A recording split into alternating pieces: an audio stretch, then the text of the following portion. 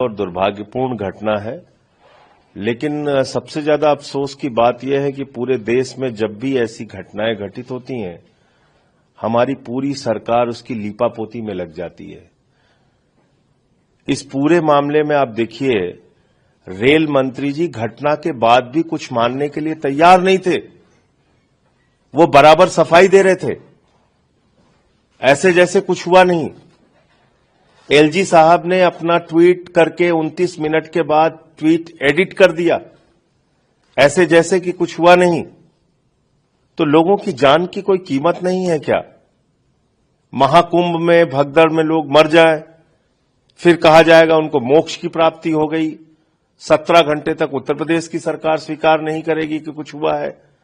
दिल्ली में, देश की राजधानी में प्लेटफॉर्म पे भगदड़ से लोग मर जाएं, रेल मंत्री कहेंगे कुछ नहीं हुआ।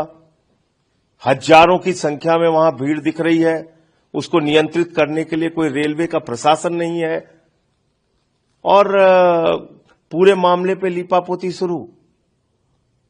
ये बहुत दुर्भाग्यपूर्ण है। ऐसा लगता है कि इस देश के लोगों के नियति में मरना लिखा हुआ है। कभी आपको नोटबंदी के बाद लाइनों में खड़े होकर मरना है, कभी कोरोना की महामारी में मरना है, कभी पटरियों पे चलते हुए थक के सो जाए तो आपको मरना है, कभी फ्लाईओवर के गिरने से मरना है, कभी पुल के टूटने से मरना है, कभी रोजगार मांगने पे पुलिस की लाठी से मरना है, कभी फसल का दाम मांगने पर मरना है, कभी कुंभ के मेले में मरना है, कभी प्लेटफॉर्म पे मरना है। तो मरना इस देश के लोगों की नियति हो गई है, और ऐसा लगता है सरकार को कोई फर्क नहीं पड़ता।